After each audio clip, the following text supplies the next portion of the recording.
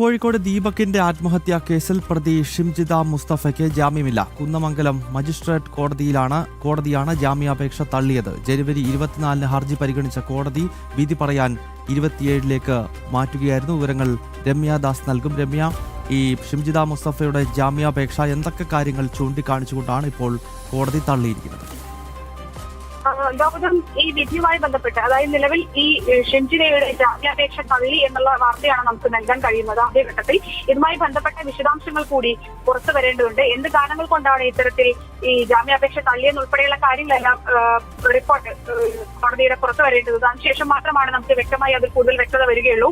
നിലവിൽ ഈ കേസുമായി ബന്ധപ്പെട്ട് ഷിംജിതയുടെ ആരോപണം സാധൂകരിക്കുന്ന തെളിവുകളൊന്നും തന്നെ പോലീസിനെ കണ്ടെത്താൻ കഴിഞ്ഞിട്ടില്ല എന്ന് തന്നെയാണ് നമുക്ക് അനുമാനിക്കാൻ കഴിയുന്നത്. ആദ്യഘട്ടത്തിൽ തന്നെ പോലീസ് ഇത്തരത്തിലുള്ള റിപ്പോർട്ട് തന്നെയായിരുന്നു കോടതിയിൽ സമർപ്പിച്ചിരുന്നത്. കാരണം ഈ ഷിംജിത ആദ്യഘട്ടത്തിൽ തന്നെ ആരോപിച്ചിരുന്ന ഇത്തരത്തിൽ ഒരു ലൈംഗിക അതിക്രമം ബസ്സിൽ വെച്ച് നടന്നു എന്നതായിരുന്നു ദീപകിനെതിരെ.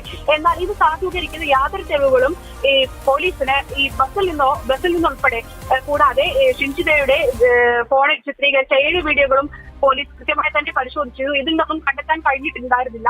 ഇത് തന്നെയാണ് ആദ്യഘട്ടത്തിൽ പോലീസ് പറയുന്നത്. കൂടാതെ തന്നെ ഈ കേസ് അന്വേഷണ പ്രാരംഭഘട്ടത്തിലാണെന്നും ഈ ജാമ്യം ലഭിച്ചാൽ പ്രതി ഇത്തരം സാക്ഷികളെ സ്വാധീനിക്കാനുള്ള സാധ്യത കൂടുതലാണെന്നും പോലീസ് കോടതിയിൽ സമർപ്പിച്ച റിപ്പോർട്ടിലുണ്ടായിരുന്നു. ഇതിന്റെ അടിസ്ഥാനത്തിൽ തന്നെയാകണം ഈ കോടതി ജാമ്യാപേക്ഷ നിരസിച്ചിട്ടുള്ളത്. ഈ ജാമ്യം ലഭിച്ചാൽ പ്രതി ഇനിയും ഇത്തരത്തിലുള്ള സമാനമായ കുറ്റകൃത്യങ്ങളിൽ ഏർപ്പെടാൻ സാധ്യതയുണ്ടെന്നും അതുപോലെ തന്നെ മറ്റ് ബ്ലോഗർമാരും ഇത്തരത്തിലുള്ള റീൽസ് ഉൾപ്പെടെ ചിത്രീകരിച്ച് കൂടുതൽ ആത്മഹത്യകളിലേക്ക് മറ്റുള്ള ആളുകളെ കൂടി ഇത്തരത്തിൽ കൂടുതൽ ആത്മഹത്യകളിലേക്ക് ഉണ്ടാകാൻ സാധ്യതയുണ്ടെന്നുള്ള റിപ്പോർട്ട് തന്നെയായിരുന്നു പോലീസ് ആദ്യഘട്ടത്തിൽ കോടതിയിൽ സമർപ്പിച്ചിട്ടുള്ളത്. ഇതിന്റെ എല്ലാം അടിസ്ഥാനത്തിൽ തന്നെയാകണം ഈ കോടതി ജാമ്യാപേക്ഷ നിരസിച്ചിട്ടുള്ളത് എന്ന് തന്നെയാണ് നമുക്ക് മനസ്സിലാക്കാൻ കഴിയുന്നത്. ഈ ഷിംജിതയുടെ റീൽസുമായി ബന്ധപ്പെട്ട് കണ്ണൂർ സ്വദേശിനിയായ യുവതി പയ്യന്നൂർ സ്റ്റേഷനിൽ ഉൾപ്പെടെ ഒരു പരാതി നൽകിയിരുന്നു. ഇത്തരത്തിൽ ഈ റീലുമായി ബന്ധപ്പെട്ട റീലുകളെല്ലാം പിൻവലിക്കണമെന്നുൾപ്പെടെ. കാരണം ഇത്തരത്തിൽ ഷിംജിത പുറത്തിറങ്ങിയാൽ ഈ പ്രതിയെ കൂടി ഇത്തരത്തിൽ ഈ സാക്ഷികളെ കൂടി സ്വാധീനിക്കാനുള്ള ഒരു സാധ്യത കോടതി നിരീക്ഷിച്ചിട്ടുണ്ടാകണം.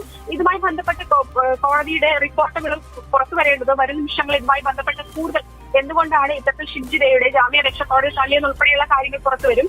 ഈ കേസുമായി ബന്ധപ്പെട്ട് ദീപകിന്റെ കുടുംബം ആദ്യഘട്ടത്തിൽ തന്നെ പറഞ്ഞിരുന്നത് ഈ കേസ് സെഷൻസ് കോടതിയാണ് പരിഗണിക്കേണ്ടത് എന്ന് തന്നെയാണ് നിലവിൽ നമുക്ക് അനുമാനിക്കാൻ കഴിയുന്നത്. ഇതുമായി ബന്ധപ്പെട്ട ഇനി ഷിംജിത അടുത്ത ജാമ്യാപേക്ഷ സെഷൻസ് കോടതിയിൽ ജാമ്യ ഹർജി കുന്നമംഗലം മജിസ്ട്രേറ്റ് കോടതി തള്ളിയ സ്ഥിതിയിൽ ഈ സെഷൻസ് കോടതിയിലേക്ക് കോഴിക്കോട് സെഷൻസ് കോടതിയിലേക്ക് ഇതുമായി ബന്ധപ്പെട്ട കാര്യങ്ങൾ നീങ്ങും തന്നെയാണ് നമുക്ക് അനുമാനിക്കാൻ കഴിയുന്നത്.